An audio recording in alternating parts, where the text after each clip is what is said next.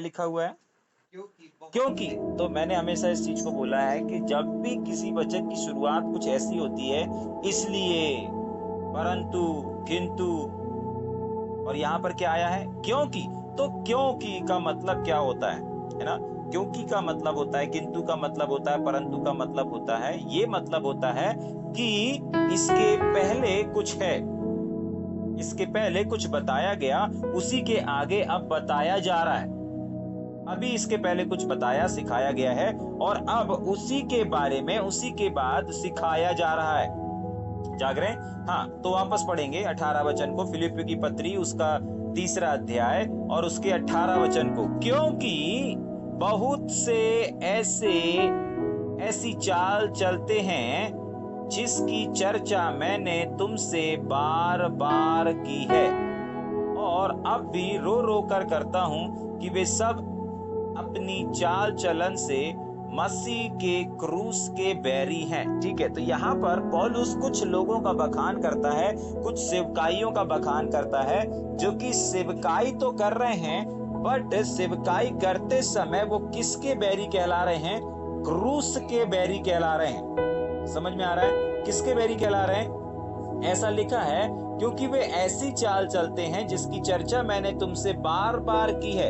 ये संसारिक लोगों की बात नहीं कर रहा है पौलुस, लेकिन ये मसीह विश्वासी सेवकों की बात कर रहा है। ठीक है कि नहीं? एग्जाम्पल के लिए क्या चर्चा किया था पौलुस ने, एक वचन को देख करके फिर वापस हम 18 में आएंगे, और इसी दूसरे अध्याय का उसका 21 वचन, इसी फिलिप्पियों की पत्री, इसी दूसरे अध्याय का 21 वचन को पढ़ करके वापस हम आएंगे। आपको आइडिया लग जाएगा कि पौलुस कहां से, किस वचन से बात कर रहा है। 21 वचन में ऐसा लिखा है, क्योंकि सब अपने स्वार्थ की खोज में रहते हैं, ना कि प्रभु यीशु मसीह की। तो ये भी सेवकों के बारे में कहा गया था, ना कि संसारिक लोग जो मसीह को नहीं जानते उन लोगों के बारे में नहीं बता रहा था पौलुस, लेकिन किसके बारे में बता रहा था? मसीह सेवकों के बारे में बता रहा था, मसीह लीडरों के बारे में बता रहा था कि कैसे कैसे लीडर हैं जो आज सिर्फ अपने चर्च के बारे में, अपनी सेवकाई के बारे में, अपने लोगों के बारे में सिर्फ और सिर्फ अपनी बढ़ोतरी, सिर्फ और सिर्फ अपनी उन्नति, सिर्फ और सिर्फ अपनी आशीषों के बारे में खोजते रहते हैं, ढूंढते रहते हैं, और उसी के अनुसार जीवन को जीते रहते हैं। तो ऐसे लोगों के लिए पौलुस कह रहा है,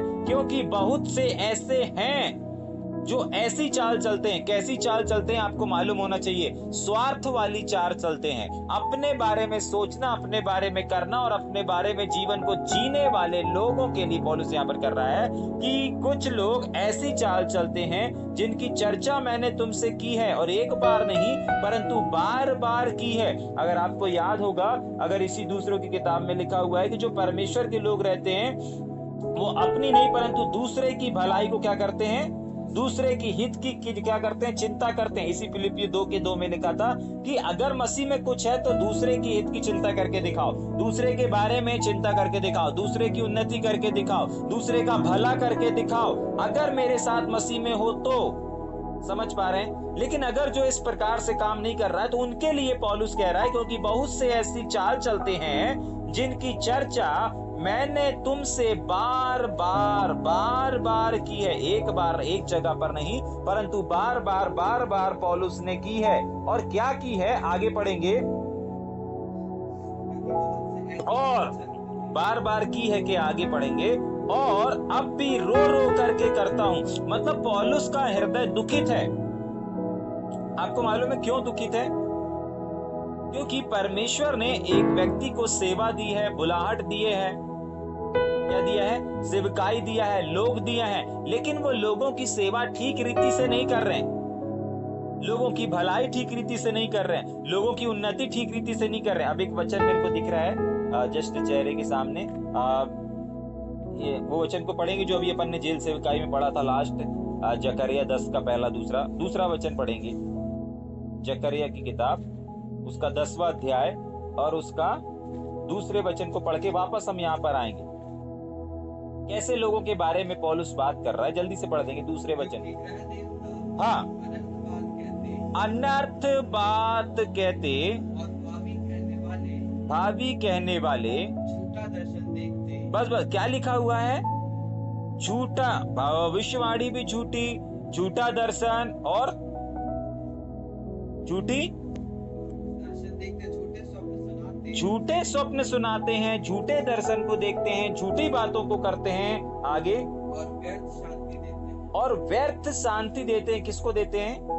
परमेश्वर के लोगों को। और आगे क्या लिखा हुआ है? इस कारण लोग भेड़ बकरियों के हाँ चरवाहे न होने के कारण दुर्दशा में पड़े। हाँ, चरवाहे ना होने के कारण। चरवाहे ऐसा नहीं है, मैं हमेशा इस चीज को बोलता हूँ। यीशु मसीह ने कहा ना कि पके खेत तो बहुत हैं लेकिन मजदूर थोड़े हैं। ऐसा नहीं है। उस समय भी मजदूर थे, उस समय भी सेवक थे, लेकिन जैसा यीशु मसीह को चाहिए, जैसा एक विश्वासी भाई और बहन को होना चाहिए, वैसे नहीं थे। यहाँ पर जो नाश हो रहे हैं ना, ये भाभी कह रहे हैं, ये कौन है? कोई तो है जो सिखा रहे हैं। उसके बाद क्या लिखा हुआ है भाई? कोई तो है जो भविष्यवाणी कर रहा है। भाभी मतलब भविष्यवाणी कर रहा है। कोई तो है जो सिखा रहा है, कोई तो है जो झूठी तसल्ली दे रहा है, लीडर, अगुआ, कोई भी है तो। लेकिन उसके बाद क्या लिखा हुआ है कि चरवाहे, हाँ, लेकिन आगे क्या लिखा है? नहीं है, ना होने। अब जब नहीं है तो फिर ऊपर बता कौन रहा, सिखा कौन रहा, लीड कौन कर रहा है? समझ पा रहे हैं? मतलब चरवाहे भेड़ सब हैं लेकिन सही नहीं है। समझ में आ रहा है? आज बहुत सारी जगहों पर लोगों को परमेश्वर ने क्या दे करके रखा है? सेवा दे करके रखा है। कुछ पास्टरों को सेवा दे करके रखा है, लीडरों को सेवा दे करके रखा है। बहुत सारे लोग हैं जिनको मिशनरी की सेवकाई दिया, पास्टर, इवेंजलिस्ट की सेवकाइयां दिया। लेकिन बहुत बार इस चीज को देखा जाता है कि वो सेवकाई करते करते करते करते क्या करने लगते हैं? जो अपन ने 21 वचन में पढ़ा, अपने ही स्वार्थ के बारे में सोचने लगते हैं, अपनी ही बढ़ोतरी के बारे में सोचने लगते हैं। पूरा फोकस उनका वहां पर हो जाता है। और बाइबल ऐसी कहती है, क्योंकि ऐसी चाल चलते हैं जिनकी चर्चा मैं तुमसे बार बार कहता हूं और अब भी रोता हूं। आपको मालूम है पौलुस के रोने का कारण क्या है? कि आज बहुत सारे लोग मसीह में आने के बाद परमेश्वर ने उनको सेवा दिया, लोग दिया, अच्छा झुंड दिया, लेकिन उसके बाद भी लोग अपने बारे में सोचते हैं। मेरे को ज्यादा कंफर्ट होना चाहिए, मेरे पास किसी बदली वस्तु की कमी घटी नहीं होनी चाहिए। सामने वाले के पास कितना भी घटी रहे, इससे कोई फर्क नहीं पड़ता। मेरे पास होना चाहिए, मेरी उन्नति होनी चाहिए, मेरा भला होना चाहिए, मेरे द्वारा लोग आशीषित होना चाहिए। जागरे? समझ में आ रहा है? समझ पा रहे हैं? ठीक, रो रो करके कहता हूं, जो सच्चा और अच्छा विश्वासी रहता है ना, वैसे लोगों को देख करके क्या करता है? रोता है। आपको मालूम है यीशु मसीह जब एक नगर में आए तो नगर की दशा देख करके रोना शुरू कर दिए थे। कुछ लोग बोलते एक ही जगह रोए। नहीं नहीं, एक जगह नहीं रोए, बहुत जगह रोए। ठीक है कि नहीं? एक वचन भी सब लोगों को याद रहता है। सबसे छोटा वचन कौन सा है? यीशु रोया। ठीक है, बहुत बार नगर को देख करके रोया, तरस खा करके रोया। एक बार एक अर्थी जा रही थी, वहां पर तरस खा करके उसको जबरदस्ती चंगा कर दिया। अर्थी जिसकी जा रही थी, उस बेटे की जा रही थी, उस मां ने उससे नहीं बोला कि भाई चंगा कर दो, लेकिन तरस से भर गया, आंसुओं से भर गया। और वहां पर एक अर्थी को क्या किया उसने? एक मुर्दे को जिंदा कर दिया। जाग रहे? पौलुस भी यहाँ पर रो रहा है, लोगों को देख करके रो रहा है, लोगों की सेवकाइयों को देख। अरे कितना सब कुछ होने के बावजूद भी कैसे सेवा कर रहे हैं, कैसे स्वार्थ वाला सेवा कर रहे हैं, कैसे स्वार्थ वाले संदेश को दे रहे हैं, कैसे स्वार्थ वाले प्रचार को कर रहे हैं, कैसे स्वार्थ वाली टीचिंगों को दे रहे हैं। समझ पा रहे हैं? जाग रहे हैं? ठीक, मैं रो रो करके कहता हूं कि वे अपनी चाल चलन से मसीह के क्रूस के बैरी हैं। क्या है? आपको मालूम है जो ये वचन उनके लिए नहीं है जो मसीह को नहीं जानते, मसीह की बातें कर रहे हैं, लेकिन मसीह के चाल चलन से क्या है? क्रूस के बैरी हैं, चाल चलन से दूर है। हो सकता है अच्छा अध्ययन किया हो सकता है अच्छी जानकारी हो सकता है बाइबल ट्रेनिंग किया हो सकता है डिग्री लिया हो, लेकिन बात डिग्री की नहीं है, बात अध्ययन की नहीं, बात स्टडी की नहीं है, बात है चलने की। एक व्यक्ति सामने वाले को कितना भी सिखा दे, एक व्यक्ति सामने वालों को कितना भी सिखा दे, कितने भी कुछ कर दे, लेकिन उसको जो नापा जाएगा उसके सिखाने के बारे में नहीं नापा जाएगा, लेकिन वो कितना चलता है इस बात को देखा जाएगा। पौलुस कह रहा है, मैं रो रो कर कहता हूं ये अच्छा बताते हैं, सिखाते हैं। जाग रहे हैं? एक और वचन पढ़ेंगे क्या? मत्ती की किताब उसका 23 अध्याय पहला दूसरा वचन। मत्ती की किताब सामने दिख रहा है बस मेरे को जस्ट। से हाँ फिर से और अपने चेलों से कहा, हाँ, ध्यान से सुनिए, ये भी चेलों से कह रहा है। शास्त्री और फरीसी एक सांसारिक लोग नहीं थे, बाइबल के ज्ञाता थे, शास्त्रों को जानने वाले थे। व्यवस्थापक लोग जो होते हैं वो व्यवस्था को जानने वाले रहते हैं, पूरी की पूरी उनने घोट घाट के पिया रहता है परमेश्वर के वचन को। ठीक, हाँ। शास्त्री और फरीसी फिर भी कह रहा है, देखो ऐसे सेवकों से सावधान रहना। हाँ, आगे। मूसा के समान लीडरशिप में है। मूसा जिस अथॉरिटी में था उस चीज को थामे हुए हैं, पकड़े हुए हैं, चेयर को, कुर्सी को, पद को। हाँ, आगे। वो जो कुछ कहते हैं वो करना। पता है क्यों करना? क्योंकि वो मूसा की किताब से बता रहे हैं, और मूसा की किताब परमेश्वर की किताब कहलाती है। ठीक है कि नहीं? हाँ, करना करना, क्योंकि उसमें जो भी लिखा है वो जो कहेंगे सच कहेंगे। हाँ, आगे। और मानना भी। परंतु उनके से काम मत करना। अच्छा, सिखा सही रहे हैं, उसको मानना है, लेकिन जो लोग सिखा रहे हैं वो जीवन गलत जी रहे हैं। तभी के लिए परमेश्वर प्रभु यीशु मसीह यहाँ पर मना कर रहे हैं कि देखो वो जो बता रहे हैं, सिखा रहे हैं ना, बिल्कुल मानना, लेकिन उनके जीवन की कॉपी नहीं करना। पता है बहुत बार लोग वचन की कॉपी करने के बजाय लोगों की कॉपी कर डालते, और वो चीज उनके जीवन में एक विनाश को लेकर के आती। जाग रहे? वो कैसा पहन रहा है हम भी वैसा पहने, वो कैसा कर रहा है हम भी वैसा करेंगे, उसके चर्च में वो हो रहा है हम भी अपने चर्च में ऐसा करेंगे, उनके दरबार में ऐसा हो रहा हम भी अपने दरबार में ऐसा करेंगे। ऐसा करने से हम अपने जीवन में, अपने सेवकाई में एक विनाश को लेकर के आ सकते हैं। जाग रहे? यीशु मसीह ने कहा मेरी कॉपी करो, मेरी चाल चलो, मैंने तुम्हें एक नमूना दिया है। जाग रहे? हाँ, कुछ बातों को हम अमल कर सकते हैं। हाँ, कुछ बातों को, कुछ सिद्धांतों को जो सामने वाला कर रहा है हम उसको कर सकते हैं, लेकिन हम डिपेंडेंट नहीं हो सकते। क्या नहीं हो सकते? डिपेंड नहीं हो सकते। हाँ, कुछ बातों को जो वो अच्छी लग रही है हमको, हम उसको अपने जीवन में, अपने सेवकाई में, अपने कलीसिया में अपना सकते हैं। जाग रहे? समझ में आ रहा है? कुछ बातों को हम अपने सेवकाई और अपने जीवन में अपना सकते हैं, अमल कर सकते हैं, लेकिन हम सामने वाले की सेवकाई पर डिपेंड नहीं हो सकते कि नहीं जैसा वो कर रहे हैं हम वैसे ही करते रहेंगे। नहीं। जाग रहे? समझ में आ रहा है? पौलुस कह रहा है कुछ ऐसे लोग हैं जिनसे तुमको क्या रहना है? सावधान रहना है। 23 के अगर आगे भी पढ़ेंगे, पढ़ देंगे एक आध वचन और उसका 23 का, फिर अपन वापस आएंगे। इसलिए वे तुमसे जो कुछ कहे उसको करना और मानना, परंतु उनके से काम मत करना, क्योंकि वे कहते तो हैं पर करते नहीं। समस्या यही है, वे कहते सही हैं, बताते सही हैं, वचन सुनाते सही हैं, क्योंकि वचन परमेश्वर का है, लेकिन करते नहीं है। और पौलुस क्या बोल रहा था यहाँ पर? पौलुस इस बात को बोल रहा था, मैं रो रो कर कहता हूं कि वो अपने चाल चलन से, वे अपनी चाल चलन से, मतलब सुनाना गलत नहीं है, सुना एकदम परफेक्ट रहे हैं, नए नियम के पूरे नए वचन को सुना रहे हैं, पूरे प्रकाशन को सुना रहे हैं, वचन को, सब कुछ, लेकिन जब चलने की बारी आती है तो क्या कर रहे हैं? चाल चलन से वो परमेश्वर के क्रूस के बैरी हैं, मतलब वचन के अनुसार अपने जीवन को नहीं जी रहे हैं।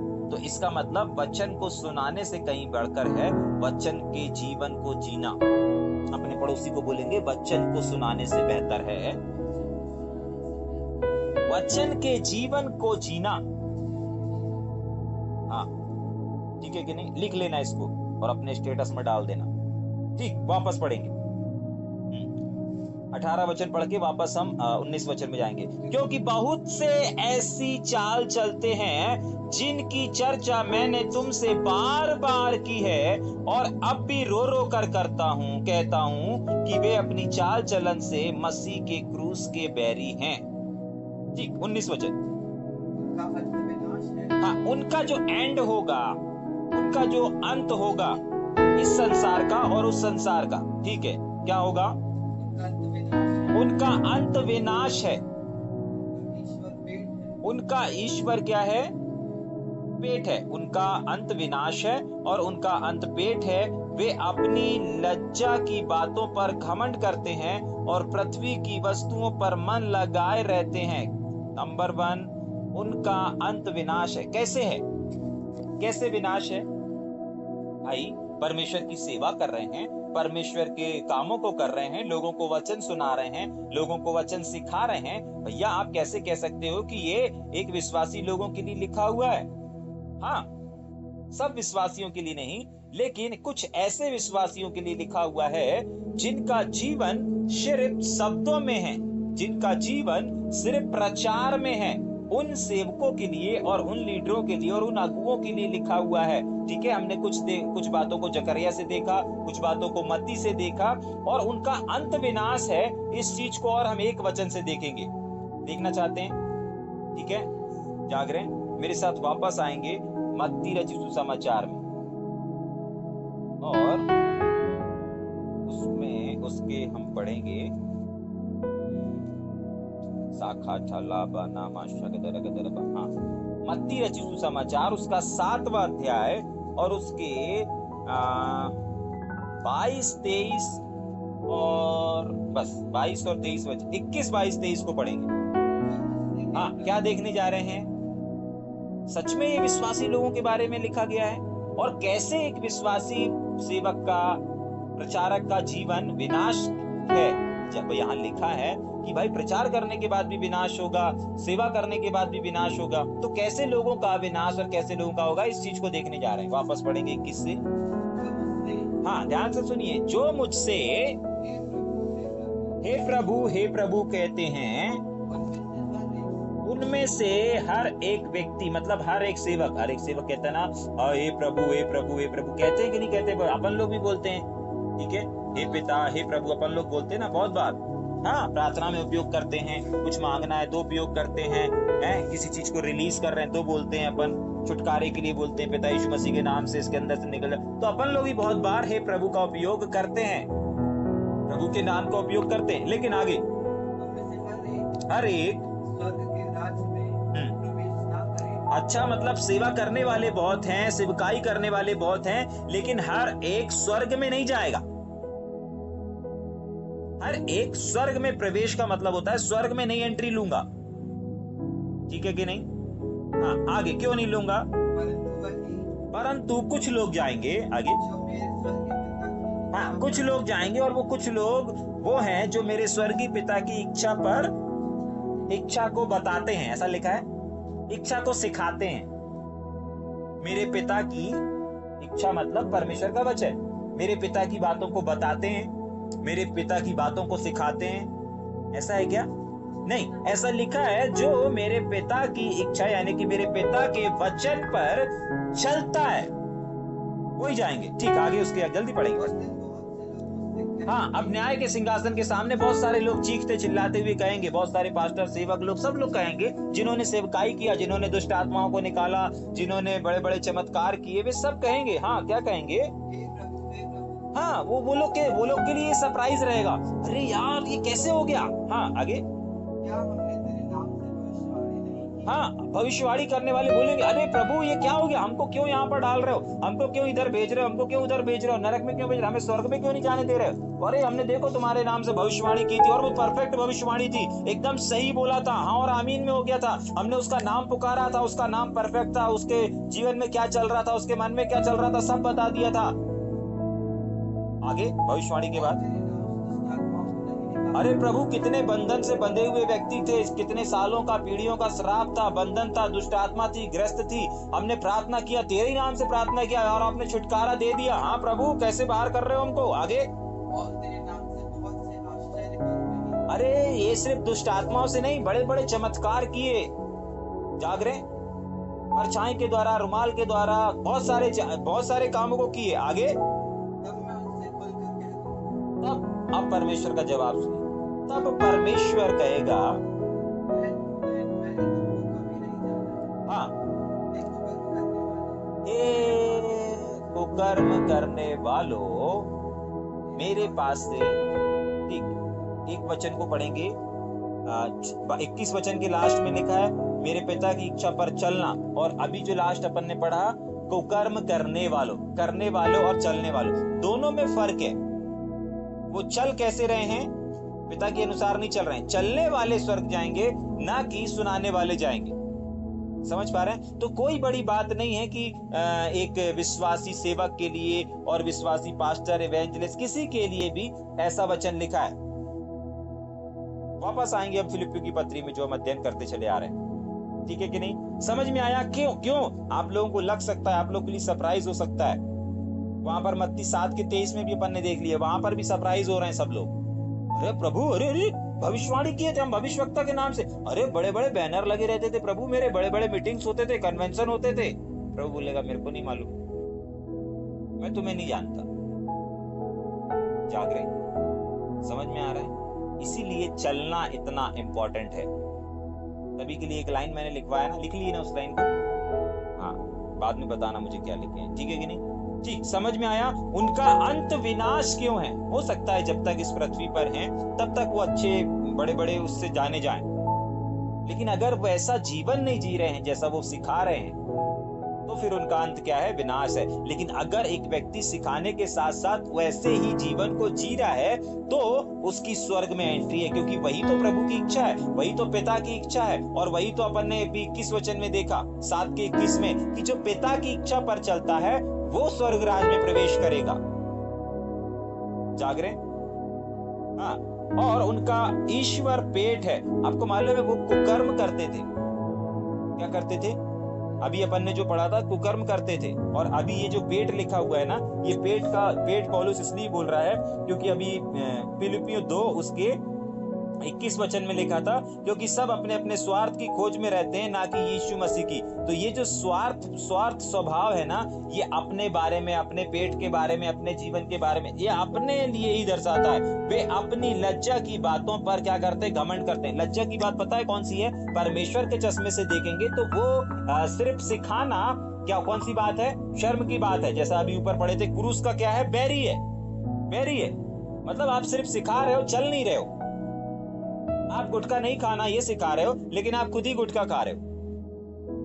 आप शराब नहीं पीना चाहिए, अच्छी चीज नहीं होती, ये आप बता रहे हो, सिखा रहे हो, अच्छी चीज है, लेकिन खुद टॉनिक डाल रहे हो, खुद पी रहे हो। समझ पा रहे हैं? और ऐसी चीजों को ऐसे जीवन को जीने से, इसके जीवन को जीने के बाद वो अपने इस जीवन पर क्या कर रहे हैं? घमंड कर रहे हैं। क्या लिखा वहां पर? अपनी इस लज्जा की बात पर वो लोग क्या करते हैं? घमंड करते हैं। मतलब उनको एहसास ही नहीं होता कि हम गलत कर रहे हैं। उनको एहसास ही नहीं होता कि हम गलत कर रहे हैं। उनको उनकी नजर में वो सही है, परमेश्वर के चश्मे से वो लज्जा की बात है। अरे शर्म करो यार, तुम दूसरों को सिखाते हो, तुम क्या ये सब कर रहे हो? तुम क्या दूसरों को लड़ाई झगड़ा ना करने के बारे में सिखाते हो? तुम खुद ही लड़ाई झगड़ा कर रहे हो। ऐसा होता ना बहुत बार, ऐसे लोग से मिलते, अरे तुम क्या यार, क्या तुम लोगों को सिखाते हो यार, तुम ज्ञानी हो, तुम ये हो, तुम क्या ये सब चीज में फंसे हो? क्या चुगली चकाली कर रहे हो? तुम खुद वो करने वाले हो, इन सबको सिखाने वाले हो कि ऐसा नहीं करना है। समझ में आ रहा है? हाँ, वो लज्जा की बात है, लेकिन उनको वो सही लगेगी। पौलुस इस बात को कह रहा है, वे अपनी लज्जा की बातों पर क्या करते हैं? घमंड करते हैं कि वो काम भी अच्छे हैं। ये वो वाला घमंड नहीं है, निर्बलता वाला, नहीं नहीं नहीं नहीं, ये मैं अच्छा काम कर रहा हूं इस बात का घमंड है। समझ पा रहे हैं? ये निर्बलता वाला घमंड नहीं है जो पौलुस कहता है ना कि मैं अपनी निर्बलता पर घमंड करता हूं। ये वो वाला घमंड नहीं है। ये वो वाला घमंड है जो हमारे जीवन में क्या लेके आता है? गर्व को लेकर के आता है। क्या लेकर के आता है? हाँ, वापस घमंड करते हैं। आगे, और पृथ्वी की वस्तुओं पर मन लगाते हैं। अभी थोड़ी देर पहले अपन ने पढ़ा था ना 21 वचन में, 2 के 21 में ही, ठीक है? अपने अपने स्वार्थ की खोज में रहते हैं, ना कि मसीह यीशु की खोज में रहते हैं। समझ में आ रहा है? पृथ्वी की वस्तुओं की क्या है? किसमें रहते हैं? वस्तुओं पर मन लगाते हैं। जाग रहे? पृथ्वी में क्या पाया जाता है? देखी हुई चीजें पाई जाती है ना। पृथ्वी मतलब देखी हुई चीजें। हम देखी हुई चीजों को नहीं, लेकिन अनदेखी वस्तुओं को क्या करते हैं? अनदेखी वस्तुओं को देख करके आगे बढ़ते हैं। समझ में आ रहा है? संसार और संसार की वस्तु, अगर पहला यूहन्ना उसका 2 अध्याय और उसके 15 वचन से आप पढ़ना शुरू करेंगे तो वहां पर आपको मिलेगा कि यदि कोई संसार और संसार की वस्तुओं से प्रेम करता है तो वो परमेश्वर का क्या कहलाता है? बैरी कहलाता है। संसार की चीजों को हमको क्या करना है? सिर्फ और सिर्फ इस्तेमाल करना है। जागरे, क्या करना है? हाँ, यहां क्या लिखा हुआ है? मन ही लगा लेते हैं। आपको मन पता है कहां लगाना है? सेवकाई में लगाना है। मन कहां लगाना है? परमेश्वर के लोगों में लगाना है, परमेश्वर के वचन पे लगाना है, परमेश्वर के लोगों की संगति में लगाना है। समझ पा रहे हैं? लोग करते उल्टा है। लोग करते उल्टा है। संसार में मन लगा लेंगे और परमेश्वर के लोगों को इस्तेमाल करेंगे। समझ में आ रहा है? लिख लेंगे इसको। लोग उल्टा करते हैं। किसको इस्तेमाल करेंगे?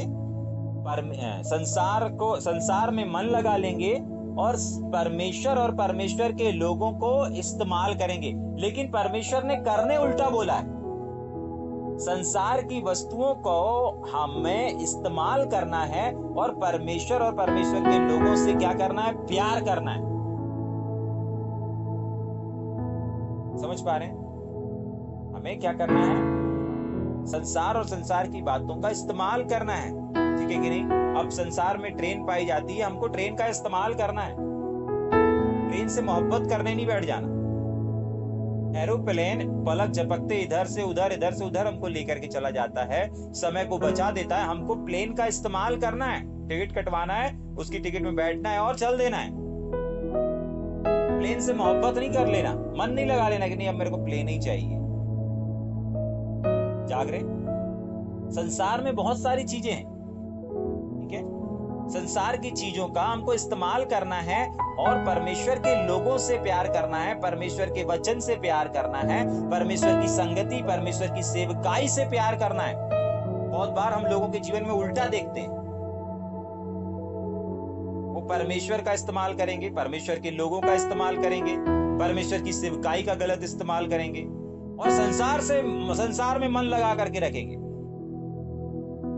जाग रहे? हाँ।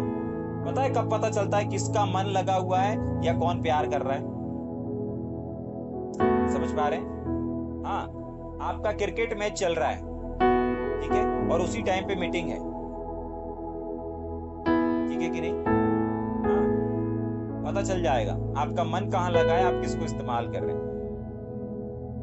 जाग रहे? समझ में आ रहा है या ऊपर से जा रहा है? ठीक, वापस पढ़ेंगे। सब पृथ्वी की वस्तुओं पर मन लगाए रहते हैं। हम एक और वचन को पढ़ लेंगे, उसको जो वचन में बता रहा था ना, पहला यूहन्ना किताब उसका 2 अध्याय उसका 15 वचन से 1-2 वचन को देख करके फिर हम वापस यहीं पर आएंगे जल्दी से। पहला यूहन्ना की किताब उसका 2 अध्याय और हाँ, ध्यान से सुनिए। परमेश्वर का वचन कहता है, तुम ना तो संसार से और ना तो संसार में की वस्तुओं से, हाँ क्या लिखा है? प्रेम ना रखो। ना संसार से और ना संसार में की वस्तुओं से प्रेम रखो। ठीक है कि नहीं? तो हमको उनका इस्तेमाल करना है लेकिन प्रेम नहीं करना है, मन नहीं लगाना है। समझ में आ रहा है? अभी फिलिपियों 2:19 में अपन देख रहे हैं, वहां पर मन लगाने के लिए नहीं बोल रहा है और यहाँ पर प्रेम करने के लिए भी मना कर रहा है। ठीक है कि नहीं? समझ में आ रहा है या ऊपर से जा रहा है? ठीक, आगे चलेंगे। 20 वचन इसको पढ़ देंगे पहले। अगर ऐसा लोग करते हैं तो उसके लिए एक पनिशमेंट भी लिखा हुआ है। हाँ, वापस 15 का, तुम ना तो संसार से और ना संसार की वस्तुओं से प्रेम रखो। यदि कोई संसार से प्रेम रखता तो उसमें पिता का प्रेम नहीं है। याद रख लीजिएगा, अगर एक व्यक्ति संसार में मन लगाता है, संसार में मन लगाता है, संसार और संसार की वस्तुओं से प्यार करता है, तो उसके अंदर परमेश्वर का प्यार नहीं है। क्या नहीं है? क्योंकि जिसके अंदर परमेश्वर का प्यार रहता है ना, वो संसार की चीजों को सिर्फ इस्तेमाल करता है एक ट्रेन के समान, एक साधन के समान। जैसे अपन एटीएम का इस्तेमाल करते ना, बस आपको संसार और संसार की वस्तुओं को बस इसी के समान इस्तेमाल करना है। जब जरूरत है और जरूरत के टाइम पे अपन निकाले और फटाक से उसको रख दिए किनारे।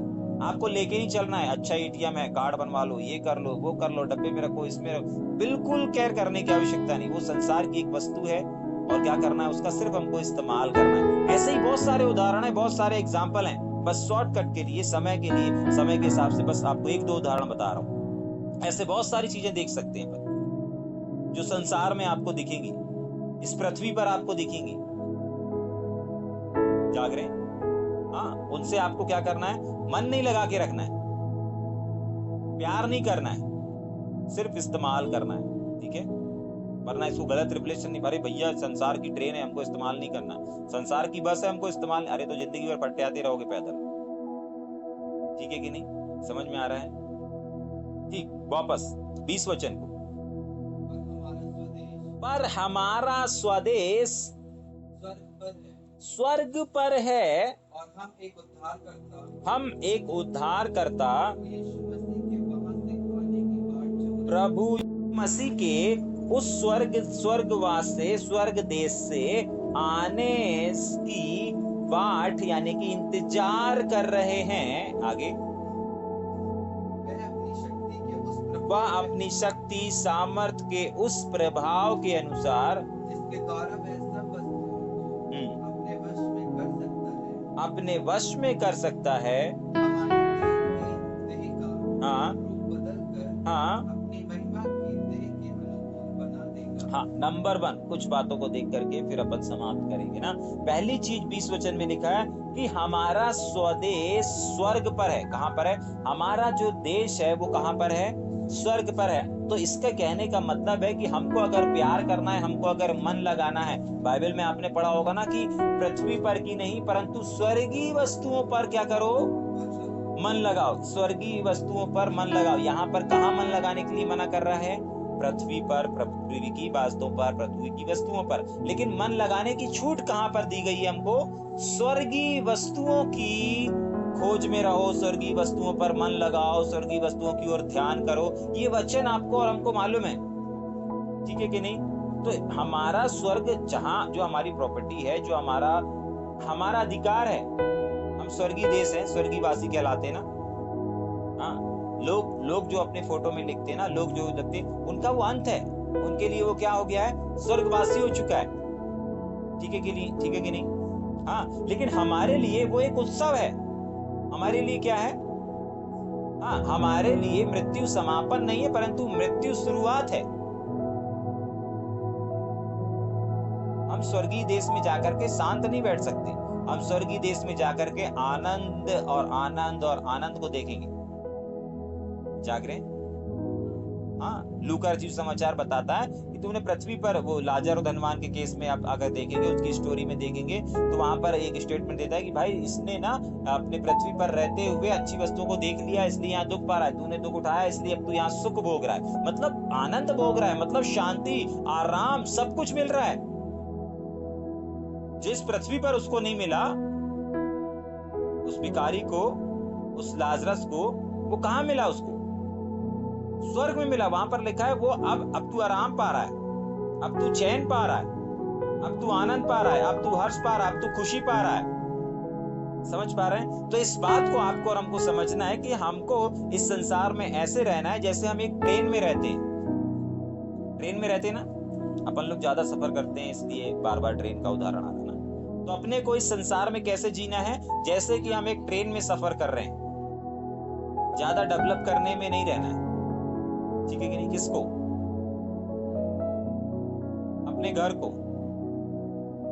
समझ पा रहे हैं? ज्यादा मॉडल बनाने की आवश्यकता नहीं है, वरना हमारा मन लग जाएगा। समझ में आ रहा है? हाँ, कुछ लोग ऐसा नींव खोदते हैं, जैसे बोलते भैया काहे को इतना नींव खोद रहे यार, इतने नींव खोदने की आवश्यकता नहीं है। क्यों? अरे बोल रहे हैं हम, हमारी पीढ़ी, हमारे बच्चे, फिर बच्चे के बच्चे, फिर बच्चे के बच्चे, फिर बच्चे के बच्चे, अरे सब लोगों के लिए हो जाएगा ना ये घर। जाग रहे? पता नहीं कितना पीढ़ी के बारे में सोच लेते। सोचना गलत नहीं है, लेकिन अगर वो इंसान मर गया तो, और चलो नहीं मरा, कोई परिस्थिति ऐसी है उसको मकान ही बेच देना पड़ा तो, जाग रहे? जिंदगी भर सोचता रहेगा, अरे यार, जिंदगी भर मन लगा रहेगा, अरे यार मैंने बहुत भयंकर बनाया था लेकिन परिस्थिति ऐसी आई कि मुझे बेचना पड़ गया। जाग रहे? समझ में आ रहा है? हाँ, मन नहीं लगाना है, जैसे मोबाइल हमारे लिए उपयोगी है, लेकिन मोबाइल की आदत नहीं लगाना, मोबाइल में मन नहीं लगाना है। देखो, उपयोग करो। परमेश्वर ने सुविधा दिया, इंटरनेट दिया, बात करो, परमेश्वर के वचन सुनो, बाइबल पढ़ो, परमेश्वर के वचन को बार बार सुनो। आप जितना परमेश्वर के वचन को सुनेंगे उतना आपकी ज्ञान इंद्रियां मजबूत होती चली जाएंगी, आपके अंदर विश्वास बढ़ता जाएगा। बाइबल बताती है कि विश्वास सुनने से आता है। आप जितना परमेश्वर के वचन को सुनेंगे, आप जितना परमेश्वर की बातों को सुनेंगे, आप जितना परमेश्वर के वचन की गहराई को सुनेंगे, उतना ज्यादा आपके अंदर विश्वास बढ़ता और बढ़ता चला जाएगा। कुछ चेले ऐसे थे जिनको मालूम नहीं था कि विश्वास कैसे बढ़ता है। यीशु मसीह के पास चले गए, बोलते भैया यीशु मसीह हमारे ऊपर हाथ रख दो। क्यों, क्या हो गया? बीमार तो हो नहीं, तुम क्यों हाथ रख दे? चेले बोलते अरे हमारा विश्वास बढ़ा दो। आपने उस दिन कहा था ना, अरे तुम विश्वास की वजह से नहीं कर पाए, तो आज हमारा मूड है, आज हमारा विश्वास बढ़ा दो। जाग रहे? समझ में आ रहा है? तो विश्वास सुनने से बढ़ता है। तभी के लिए परमेश्वर ने हमको सिखाया, परमेश्वर ने अपने वचन में सिखाया, आप जितना परमेश्वर के वचन को सुनेंगे सुनेंगे सुनेंगे। मैंने इस बात को बताया था कि हमारे कानों में, जब अपन ने शरीर के अंगों के बारे में अध्ययन किया था, तो हमारे कान में एक ऐसी सामर्थ रहती है, हमारे कान में एक ऐसी ताकत है जो कि हमारे अंदर एक विश्वास का निर्माण कर देती है। ठीक है, हमारे कानों में एक ऐसी सामर्थ है जो हमारे अंदर विश्वास का निर्माण कर देती है। आप फिल्मी गाना सुनो, फिल्मी गाने का विश्वास आ जाएगा आपके अंदर। वचन को सुनो, वचन का विश्वास आ जाएगा। क्योंकि जो कानों से अंदर जाता है ना, कान एक ऐसा फिल्टर है, एक ऐसा मशीन है हमारे शरीर का, जो कानों से अंदर जाता है, वो अंदर जाकर के विश्वास बदल देता है, विश्वास में बदल देता है, कन्वर्ट कर देता है। जाग रहे? इसलिए सावधान कि क्या सुनते हो। जाग रहे? हाँ, हमको इस संसार में अपने मन, अपने समय को, अपने दिल को और इस संसार से प्यार नहीं करना है, लेकिन कैसे जीवन को जीना है। जैसे हम यहाँ पर एक यात्री हैं, हम ट्रेन में सफर करते हैं, ट्रेन में हमको एसी क्लास में क्या क्या मिलता है, चद्दर मिलता है, तकिया मिलती है, कंबल मिलता है। ठीक है, अपन वहां डिजायर नहीं करते, अपन वहां अपेक्षा नहीं करते कि मेरे कलर, फेवरेट कलर होना चाहिए। नातान ट्रेन के अंदर नहीं बोलेगा कि नहीं हमको ग्रीन कलर का चादर चाहिए, घर पे बोलेगा नहीं मेरी वाली तकिया लाओ, मेरी वाली चादर लाओ, ये मैं नहीं ओढ़ता। ठीक है कि नहीं? समझ पा रहे? ट्रेन में नहीं बोलेगा, घर में बोलेगा, उसको मालूम है कि मेरा घर ये है। सेम ऐसे ही आपको इस बात को मानना है और साथ ही साथ बिलीव करना है और फील करते हुए अपने जीवन को जीना है कि हमारा जो स्वदेश है, जो घर है, वो स्वर्ग पर है। यीशु मसीह गए और जाते जाते क्या बोले? मैं जाता हूं, तुम्हारे लिए एक घर बनाता हूं। ठीक है कि नहीं? अभी मैं जब तक इस संसार में था तो मैं लोगों के घर बनाता था, लोगों के बेड बनाता था, फर्नीचर का काम करते थे ना वो। हाँ, अब मैं जा रहा हूं तुम्हारे लिए वहां पे घर बनाऊंगा। जाग रहे? नहीं रहना चाहते उसमें? हाँ हाँ। और हम एक उद्धारकर्ता प्रभु यीशु मसीह के वहां से आने की बाट जो रहे, तो गया था, जगह बना रहा था, तभी तो आने की बाट जो रहे ना। ठीक है कि नहीं? देखिए, अगर आप इस विवेक में नहीं चलेंगे कि हम वेट कर रहे हैं प्रभु के आने का, प्रभु हमारे लिए जगह तैयार कर रहा है, अगर आप ये नहीं अंगीकार करेंगे, नहीं बोलेंगे, नहीं करेंगे, तो वो चीज आपके अंदर विश्वास को नहीं लेकर के आएगी। क्योंकि जब आप बोल नहीं रहे हैं, आपके कानों से अंदर नहीं जा रहा है, और अंदर नहीं जा रहा है तो विश्वास जनरेट नहीं हो रहा है। विश्वास जनरेट होना है, प्रतिदिन जनरेट होना है। जो प्रतिदिन परमेश्वर के वचन को सुन रहे हैं, आप देखिएगा उनके जीवन पहले जैसे नहीं है। चाहे यहाँ पर हो, चाहे संगति में हो, चाहे कहीं पर भी हो, जो प्रतिदिन बाइबल को सुन रहे हैं, परमेश्वर के वचन को सुन रहे हैं, अध्ययन कर रहे हैं, उनके जीवन पहले जैसे नहीं होंगे। वो अपने शारीरिक, मानसिक, आत्मिक हर क्षेत्र में एक उन्नति को देख रहे होंगे। क्यों? क्योंकि परमेश्वर का वचन ही उन्नति को लेकर के आता है। क्यों? क्योंकि उनके कानों से परमेश्वर का वचन जा रहा है। कुछ लोग टीवी में लगा करके सुन रहे हैं, कुछ लोग मोबाइल में यूट्यूब चालू करके सुन रहे हैं। ठीक है कि नहीं? जितना सुन रहे हैं उतना ही उनकी ज्ञान इंद्रियां मजबूत होती जा रही हैं, खुलती चली जा रही हैं। ठीक है कि नहीं? वह अपनी शक्ति के उस प्रभाव के अनुसार जिसके द्वारा वह सब वस्तुओं को अपने वश में कर सकता है, हमारी दीनहीन देह का रूप बदल कर अपनी महिमा की देह के अनुकूल बना देगा। इस बात को भी, इस विवेक को भी आपको अपने अंदर रखना है कि जब हमारा प्रभु यीशु मसीह इस संसार में आएगा तो वो क्या करेगा, इस संसार को अपने अधिकार में ले लेगा। बाइबल बताती है अभी ये संसार किसके अधिकार में है? शत्रु शैतान के अधिकार में है। ठीक है कि नहीं? ये अधिकार उसको दे दिया गया था पृथ्वी का। जागरे, लेकिन बाइबल बताती है कि यीशु मसीह जब आएगा इस संसार की वस्तुओं को अपने अधिकार में कर लेगा और हमारी जो दीनहीन देह है, मतलब निर्बल देह है, उस देह का रूप बदल करके, ये वाली जो देह है ना, ये वाला जो चेहरा है ना, ये चेहरा, ये रूप, ये बॉडी बदल जाएगी। आज अपन एक गाना गा रहे थे ना, जिस पर आशा धरी, जब जान निकल जाएगी देह मट्टी में मिल जाएगी। आज गाना गा रहे थे ना अपन। हाँ, जब ये आशा तेरी जिस पर आशा धरी, है ना, जब जान निकल जाएगी देह मिट्टी में मिल जाएगी, है ना, कुछ काम ना आएगी, है ना। तो वही चीज यहाँ पर लिखी है कि हमारी इस दीनहीन देह का रूप बदल करके, किसका बदल करके? आप जितना भी क्रीम पाउडर लगा लो, परमेश्वर जब आएगा आपका ये पूरा का पूरा बदल जाएगा। आप परमेश्वर से इस देह के साथ तो मिल ही नहीं सकते। जाग रहे, आप परमेश्वर से इस देह के साथ, इस बॉडी के साथ मिल नहीं सकते। पता है क्यों नहीं मिल सकते? क्योंकि इस देह में मट्टी पाई जाती है और मट्टी और परमेश्वर का मिलन नहीं हो सकता।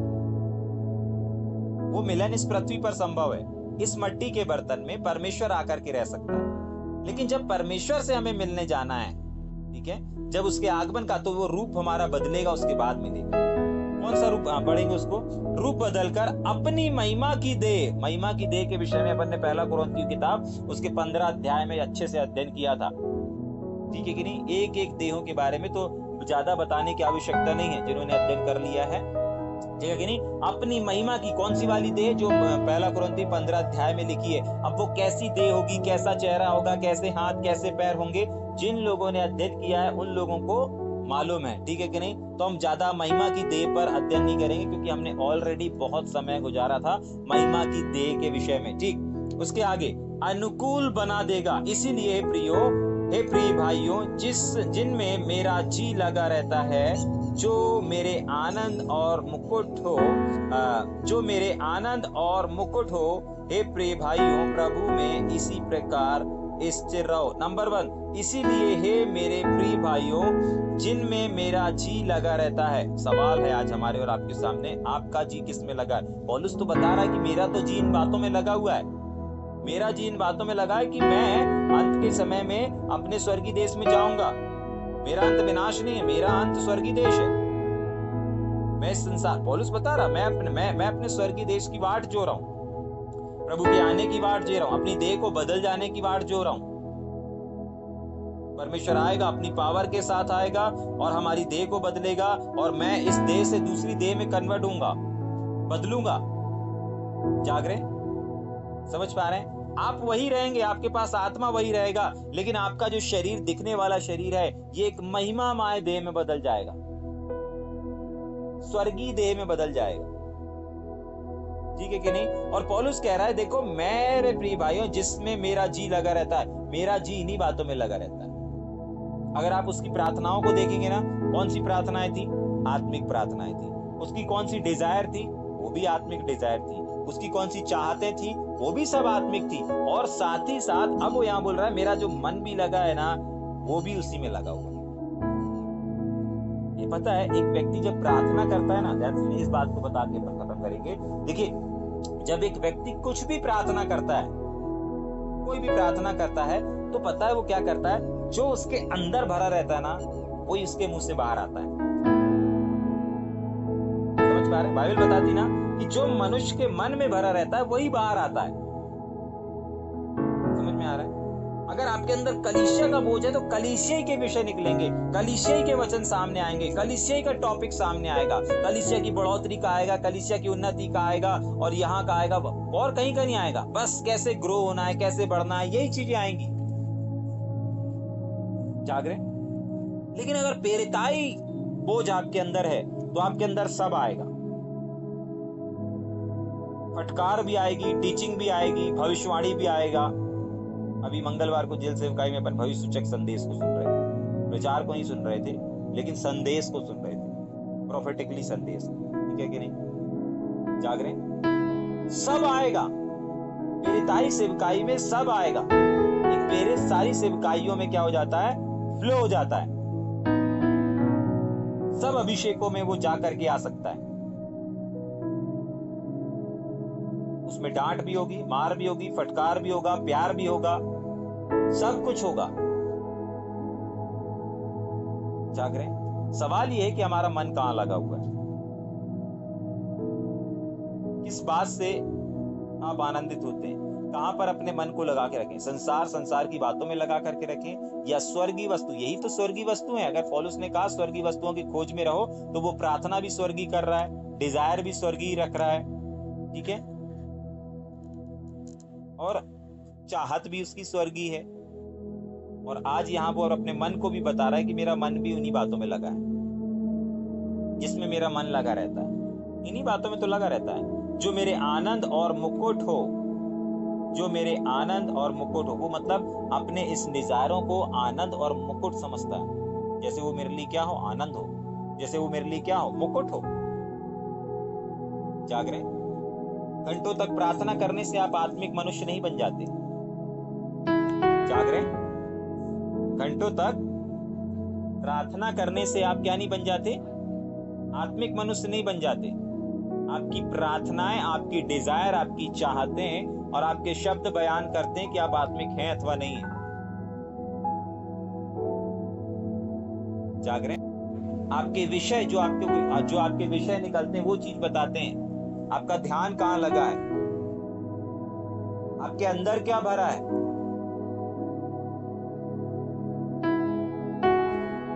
समझ में आ रहा है? ठीक। हे प्रिय भाइयों, प्रभु में इसी प्रकार स्थिर रहो। पौलुस ने यहाँ पर अपने जीवन को रखा, अपने सेवकाई के जीवन को रखा, और साथ ही साथ एक चाहत को छोड़ के जा रहा है कि इसी प्रकार तुम सब भी स्थिर रहो, जैसा पौलुस करके दिखाया। यहाँ पौलुस अपने बारे में बात किया ना कि भाई मैं तो ऐसा चाहता हूँ, मैं तो ऐसा करता हूँ, मेरे को तो ये धन है, मेरे को तो वो धन है, मैं तो निशाने की ओर दौड़ रहा हूँ, मैं तो इन चीजों को कर रहा हूँ। लेकिन आखिरी वर्ड वो बोल रहा है, प्रभु में इसी प्रकार स्थिर रहो। मतलब पौलुस ने अपनी डिजायर, अपनी चाहतें, अपनी प्रार्थनाओं को बताने का मकसद उसका ये है कि भाई तुम भी वैसे ही करो, तुम भी ऐसे ही जीवन को जियो। समझ में आ रहा है या ऊपर से जा रहा है? जाग रहे?